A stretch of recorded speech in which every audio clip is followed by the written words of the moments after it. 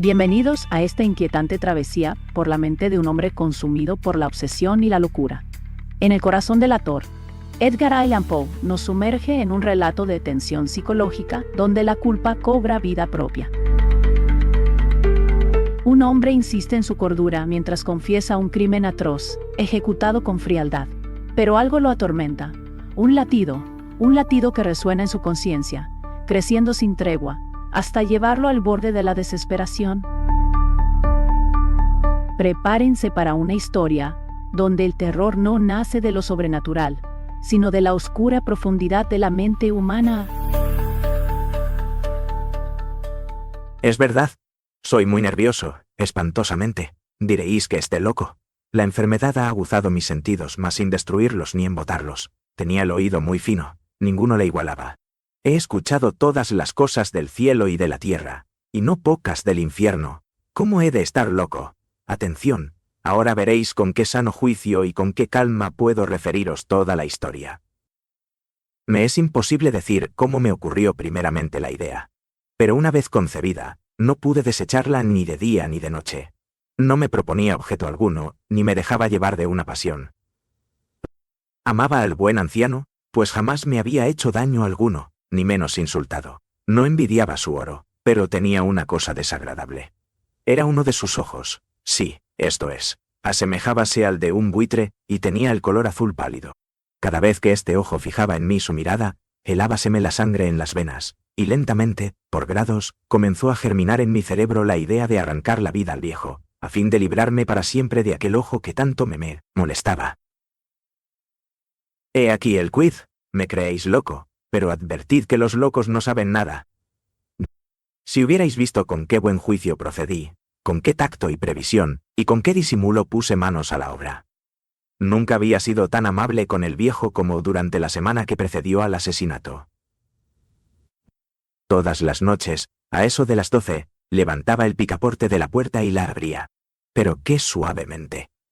Y cuando quedaba bastante espacio para pasar la cabeza, introducía una linterna sorda bien cerrada, para que no filtrase ninguna luz, y alargaba el cuello. ¡Oh! Os hubierais reído al ver con qué cuidado procedía. Movía lentamente la cabeza, muy poco a poco, para no perturbar el sueño del viejo, y necesitaba al menos una hora para adelantarla lo suficiente a fin de ver al hombre echado en su cama. ¡Ah! Un loco no hubiera sido tan prudente. Y cuando mi cabeza estaba dentro de la habitación, levantaba la linterna con sumo cuidado. ¡Oh, con qué cuidado! ¡Con qué cuidado! Porque la charnela rechinaba. No la abría más de lo suficiente para que un imperceptible rayo de luz iluminase el ojo de buitre. Y he hecho esto durante 7 largas noches, hasta las 12. Pero siempre encontré el ojo cerrado, y de consiguiente me fue imposible consumar mi obra, porque no era el viejo lo que me incomodaba, sino su mal ojo. Todos los días, al amanecer, entraba atrevidamente en su cuarto y hablábale con la mayor serenidad, llamándole por su nombre con tono cariñoso, y preguntándole cómo había pasado la noche. Ya veis por lo dicho, que debía ser un viejo muy perspicaz para sospechar que todas las noches hasta las 12 le examinaba durante su sueño. Llegada la 8ª noche, procedí con más precaución aún para abrir la puerta. La aguja de un reloj se hubiera movido más rápidamente que mi mano. Mis facultades y mi sagacidad estaban más desarrolladas que nunca, y apenas podía reprimir la emoción de mi triunfo. Pensar que estaba allí, abriendo la puerta poco a poco, y que él no podía ni siquiera soñar en mis actos, ni menos imaginar mis pensamientos secretos. Esta idea me hizo reír, y tal vez el durmiente oyó mi ligera carcajada, pues se movió de pronto en su lecho como si se despertase. Tal vez creeréis que me retiré. Nada de eso. Su habitación estaba negra como la pez. Tan espesas eran las tinieblas, pues mi hombre había cerrado herméticamente los postigos por temor a los ladrones. Y sabiendo que no podía ver la puerta entornada, seguí empujándola más, siempre más. Había pasado ya la cabeza, y estaba a punto de abrir la linterna, cuando mi pulgar se deslizó sobre el muelle con que se cerraba, y el viejo se incorporó en su lecho exclamando: ¿Quién anda ahí? Permanecí inmóvil sin contestar. Durante 1 hora me mantuve como petrificado, y en todo este tiempo no le vi echarse de nuevo, Seguía sentado y escuchando, como yo lo había hecho noches enteras. Pero he aquí que de repente oigo una especie de queja débil, y reconozco que era debida a un terror mortal. No era de dolor ni de pena, oh no.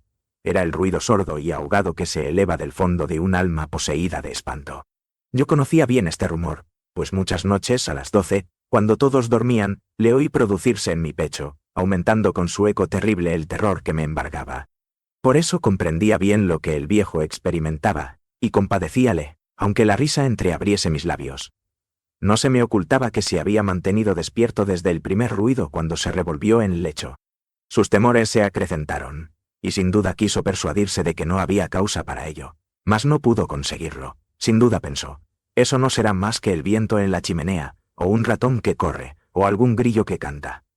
El hombre se esforzó para confirmarse en estas hipótesis, pero todo fue inútil. Era inútil porque la muerte, que se acercaba, había pasado delante de él con su negra sombra, envolviendo en ella a su víctima. Y la influencia fúnebre de esa sombra invisible era la que le hacía sentir, aunque no distinguiera ni viera nada, la presencia de mi cabeza en la habitación. Después de esperar largo tiempo con mucha paciencia sin oírle echarse de nuevo, resolví entreabrir un poco la linterna, pero tampoco, que casi no era nada. Abríla tan cautelosamente, que más no podía ser, hasta que al fin un solo rayo pálido, como un hilo de araña, saliendo de la abertura, proyectóse en el ojo de buitre. Estaba abierto, muy abierto, y yo me enfurecí apenas le miré. Vile con la mayor claridad, todo entero, con su color azul opaco, y cubierto de una especie de velo hediondo que heló mi sangre hasta la médula de los huesos. Pero esto era lo único que veía de la cara o de la persona del anciano, pues había dirigido el rayo de luz, como por instinto, al maldito ojo. ¿No os he dicho ya que lo que tomabais por locura no es sino un refinamiento de los sentidos? En aquel momento, un ruido sordo, ahogado y frecuente, semejante al que produce un reloj envuelto en algodón, hirió mis oídos. Aquel rumor, lo reconocí al punto, era el latido del corazón del anciano, y aumentó mi cólera, así como el redoble del tambor sobreexcita el valor del soldado. Pero aún me contuve y permanecí inmóvil, sin respirar apenas, y esforzándome en iluminar el ojo con el rayo de luz. Al mismo tiempo, el corazón latía con mayor violencia, cada vez más precipitadamente y con más ruido.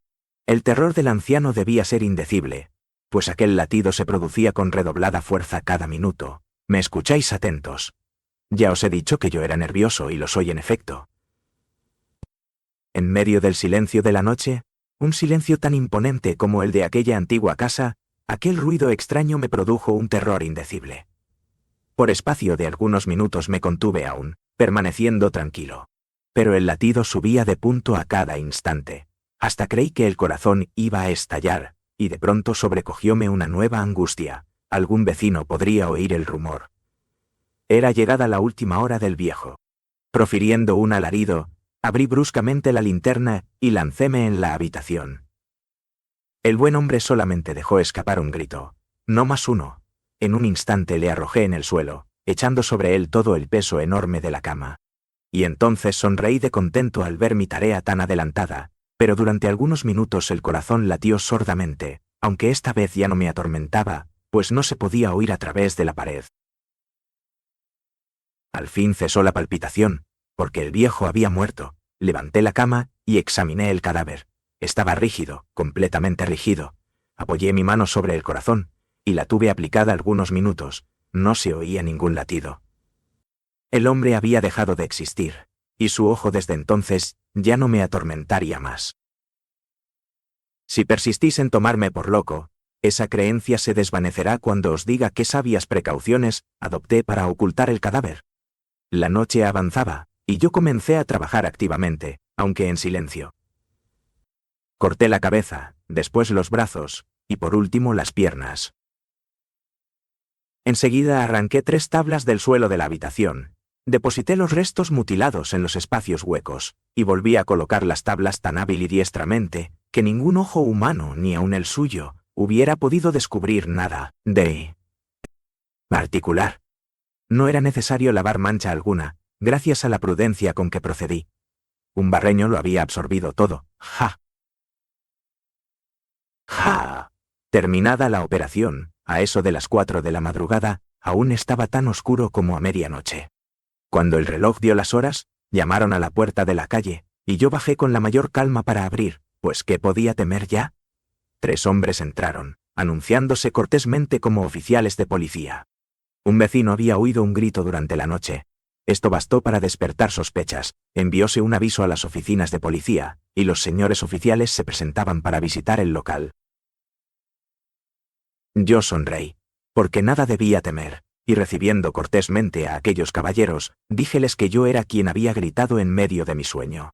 Añadí que el viejo estaba de viaje, y conduje a los oficiales por toda la casa, invitándoles a buscar, a registrar perfectamente. Al fin entré en su habitación, y mostré sus tesoros, completamente seguros y en el mejor orden. En el entusiasmo de mi confianza, ofrecí sillas a los visitantes para que descansaran un poco, mientras que yo, con la loca audacia de un triunfo completo, coloqué la mía en el sitio mismo donde yacía el cadáver de la víctima. Los oficiales quedaron satisfechos, y convencidos por mis modales. Yo estaba muy tranquilo. Sentáronse y hablaron de cosas familiares, a las que contesté alegremente, mas al poco tiempo conocí que palidecía y ansié la marcha de aquellos hombres. Me dolía la cabeza. Parecíame que los oídos me zumbaban, pero los oficiales continuaban sentados, hablando sin cesar. El zumbido se pronunció más, persistiendo con mayor fuerza. Púseme a charlar sin tregua para librarme de aquella sensación, pero todo fue inútil, y al fin descubrí que el rumor no se producía en mis oídos. Sin duda palidecí, entonces mucho, pero hablaba con más viveza todavía, alzando la voz, lo cual no impedía que el sonido fuera en aumento. ¿Qué podía hacer yo? Era un rumor sordo, ahogado, frecuente, muy análogo al que produciría un reloj envuelto en algodón. Respiré fatigosamente. Los oficiales no oían aún. Entonces hablé más aprisa, con mayor vehemencia, pero el ruido aumentaba sin cesar. Levantéme al punto y comencé a discutir sobre varias nimiedades, en un diapasón muy alto y gesticulando vivamente. Mas el ruido acrecía. ¿Por qué no querían irse aquellos hombres? Aparentando que me exasperaban sus observaciones, di varias vueltas de un lado a otro de la habitación, mas el rumor iba en aumento. Dios mío, ¿qué podría hacer? La cólera me cegaba. Comencé a renegar. Agité la silla donde me había sentado, haciéndola rechinar sobre el suelo, pero el ruido dominaba siempre de una manera muy marcada, y los oficiales seguían hablando, bromeaban y sonreían. ¿Sería posible que no oyesen? Dios Todopoderoso. No, oían, sospechaban, lo sabían todo, divertíanse con mi espanto, lo creí y lo creo aún. Cualquiera cosa era preferible a semejante burla. No podía soportar más tiempo aquellas hipócritas sonrisas. Comprendí que era preciso gritar o morir, y cada vez más alto lo oís, cada vez más alto, siempre más alto. Miserables, exclamé, no disimuléis más tiempo, confieso el crimen. Arrancad esas tablas, ahí está, es el latido de su espantoso corazón. El crimen ha sido confesado. La verdad, desgarrada por la propia locura del asesino. Pero ahora quedan preguntas en el aire. ¿Fue realmente la culpa lo que lo delató? ¿O acaso aquel latido era algo más? ¿Un eco de la justicia? ¿Un sonido real o un tormento nacido de su mente enferma? Poe nos deja atrapados en la incertidumbre. Nos obliga a mirar dentro de nuestra propia conciencia, a preguntarnos, ¿hasta dónde puede llevarnos la obsesión?